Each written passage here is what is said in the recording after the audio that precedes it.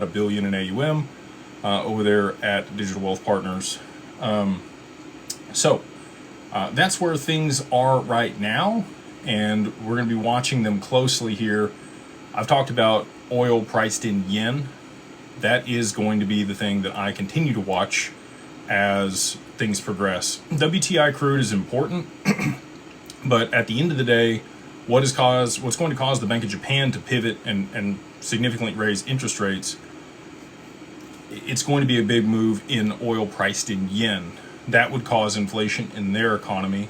So even if the U.S. does have huge stores of oil, and oil is actually becoming cheaper, denominated in U.S. dollars, if there is a blockade or supply shock or situation where logistics are paused for oil transport through the Strait of Hormuz, like I've been talking about for a long time, that will absolutely cause the Bank of Japan to have to react and raise interest rates aggressively to offset that inflation in their economy. So that's what I'm going to continue to watch for. That's the drum I'm going to continue to beat here in 2026. And I'm very excited about this year. We've got the Clarity Act on the horizon here. I've told you guys this before. I believe that XRP will appreciate before the Clarity Act is passed on a few amendments. So this isn't something that I normally talk about on the lives.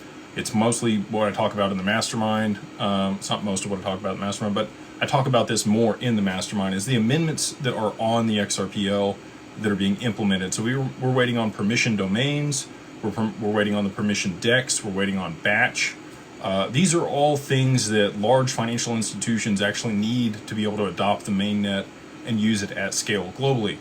Now, that's not to say they can't use it today using Corda or working with Ripple on one of their private permissioned side chains that they build out for the banks. Okay, so either one of those ecosystems allows them smart contract capability and the functionality that they need to be able to maintain, a record of account inside their own institution, but be interoperable with other counterparties utilizing XRP to settle over the mainnet just for the settlement component and not for more complex smart contracts that we know will have to exist later for the issuance of stable coins and all the other things directly on chain.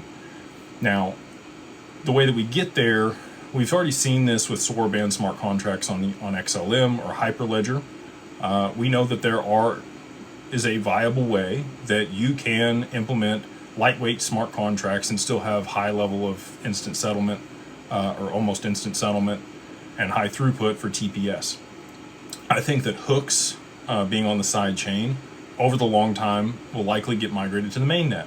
And if that ends up being the case, then a lot of the same functionality that we see with Sorband smart contracts, a lot of the